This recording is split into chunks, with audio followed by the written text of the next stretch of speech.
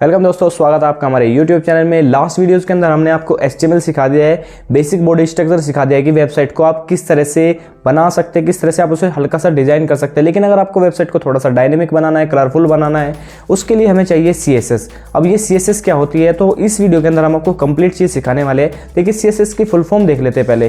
देखिए जो CSS होता है उसकी फुल फॉर्म होती है कास्केडिंग स्टाइल शीट। अब यहाँ पे जो ये स्टाइल शीट है इसका मतलब क्या है, देखिए आपने HTML के जो डॉक्यूमेंट देखे होंगे उसकी कुछ लिमिट है, आप उससे ज़्यादा डायनेमिक वेबसाइट को क्रिएट नहीं कर सकते, बेसिक सी सिंपल वेबसाइट बना सकते हो। जबकि जो CSS है वो इस तरह से समझ के देखिए, जैसे आप हमने इंस्टा पे भी एक रील डाली थी विदाउट मेकअप और मेकअप। अगर आप विदाउट मेकअप है तो आप HTML का यूज़ करोगे, जबकि अगर आप जैसे ही मेकअप टच होता है आपका वो CSS मान सकते हो। कुछ इस तरह से ही ये काम करती है। तो CSS लगाने के बाद आपकी वेबसाइट काफ़ी ज़्यादा डायनेमिक और ब्यूटीफुल दिखने लगती है।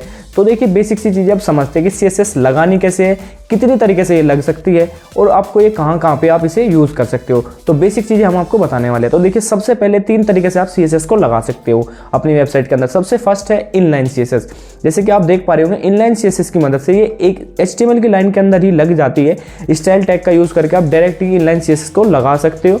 आप किसी भी पर्टिकुलर टैग की ही ये आपकी जो कमांड्स होते हैं, एट्रीब्यूट्स वगैरह को चेंज कर सकते हो। वहीं पर अब सेकंड नंबर पे आती है आपकी इंटरनल CSS। इंटरनल CSS क्या होती है, जो आपकी हेड टैग के अंदर ही लग जाती है, जो स्टाइल एट्रीब्यूट के साथ ही आती है। जब आप स्टाइल को यूज़ करते हो तो आप वहीं पर पूरी डिक्लेरेशन दे सकते हो कि बॉडी कैसी होगी, आपकी हेडिंग कैसी होगी, ये सभी चीज़ें आप हेडिंग टैग के अंदर ही डाल दोगे। उसके बाद आपकी जो पूरी वेबसाइट है वहाँ से ही आप कंट्रोल कर सकते हो। इसको बोलते हैं इंटरनल CSS। अब आती है, अगर आपकी वेबसाइट काफ़ी ज़्यादा बड़ी है, उसके अंदर काफ़ी ज़्यादा पेजेस है, तो आप क्या कर सकते हो, आप एक्सटर्नल शीट को ऐड कर सकते हो। अब ये हेड के साथ ही आप लिंक कर सकते हो अपनी एक्सटर्नल शीट को। जैसे आप देख पा रहे हो एग्जाम्पल में, आप इस तरह से अपनी किसी भी वेबसाइट का एक CSS फाइल बना के उसे लिंक कर सकते हो, और जिसकी मदद से आप अलग से ही पूरी की पूरी CSS को अपनी वेबसाइट में लगा सकते हैं और आपकी वेबसाइट अच्छे से हो जाएगी। HTML वेबसाइट में हो सकता है कि आप सिंगल CSS फाइल का यूज ना कर सकते हो, आप जितनी चाहो उतनी CSS फाइल का एक ही वेबसाइट के लिए यूज कर सकते हो और पर्टिकुलर अलग अलग वेबसाइट के लिए उसे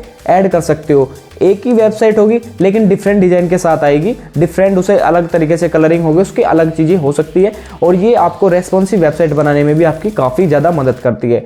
तो सबसे पहले हम चलिए इसकी कुछ चीज़ें देख लेते हैं, कुछ बेसिक फंक्शन देख लेते हैं। देखिए ये CSS है वो 3 हिस्सों में डाली गई है। इसका अगर बेसिक सा सिंटेक्स देखा जाए तो सबसे पहला आता है सेलेक्टर। सेलेक्टर के बाद जो चीज़ें आती है वो आती है डिक्लेरेशन। डिक्लेरेशन के भी 2 पार्ट होते हैं, एक को बोलते हैं प्रॉपर्टी, दूसरे के बोलते हैं वैल्यू। अब प्रॉपर्टी आप जैसे हो सकता है कि आप बैकग्राउंड कलर दो, ये हो गई प्रॉपर्टी, और बैकग्राउंड कलर का जो वैल्यू होगी जैसे रेड ग्रीन जो भी होगा, आप हैशटैग से भी कोई भी कलर दे सकते हो, ये हो गई आपकी वैल्यू। इस तरह से आप CSS का एक बेसिक सा सिंटेक्स है, इस मेथड से आप उसे बड़ी आसानी से अप्लाई कर सकते हो। अब इसमें काफ़ी सारी चीज़ें होती है, जैसे ID की मदद से आप पूरी की पूरी फेज का कलर चेंज कर सकते हो, या पूरी की पूरी फेज की हाइट विड्थ वगैरह जो भी चाहिए आपको उसको चेंज कर सकते हैं।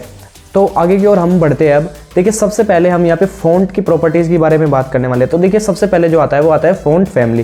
फ़ॉन्ट फैमिली क्या होता है, उसकी मदद से आपके जो भी, जैसे कि आपने वर्ड के अंदर देखा होगा एरियल, कैलिब्री, आपका जो ये स्टाइल होता है टेक्स्ट लिखने का, हम उसे डिफाइन कर सकते हैं। तो देखिए सेकंड होता है फ़ॉन्ट स्टाइल, और जैसे कि इटैलिक, बोल्ड, ओब्लिक, ये सभी किसके अंदर आते हैं, ये फ़ॉन्ट स्टाइल के अंदर आते हैं। नेक्स्ट आता है आपका यहाँ पे फ़ॉन्ट वेट। फ़ॉन्ट वेट का मतलब क्या है, आप टेक्स्ट को कितना ज़्यादा बोल्ड या इटैलिक या कितना ज़्यादा आप थिक करना चाहते हो, आप यहाँ पे फ़ॉन्ट वेट की मदद से वो कर सकते हो। तो नेक्स्ट आता है हमारा फ़ॉन्ट साइज। फ़ॉन्ट साइज क्या होता है, देखिए आप यहाँ पे आपका जो फ़ॉन्ट कितना बड़ा होगा, कितना छोटा होगा, ये सब कुछ यहाँ पे डिसाइड कर सकते हो। आप यहाँ पे 2 पिक्सल, 10 पिक्सल, जितना भी चाहे आप यहाँ पे दे सकते हो। तो देखिए हमारी फ़ॉन्ट प्रॉपर्टीज़ कंप्लीट हो गई। तो आगे की ओर बढ़ते हैं। अब यहाँ पे हम बात करने वाले हैं बैकग्राउंड की। अब बैकग्राउंड जो प्रॉपर्टीज़ है वो काफ़ी यूनिक और सबसे ज़्यादा यूज़ होने वाली प्रॉपर्टीज़ है यहाँ पे।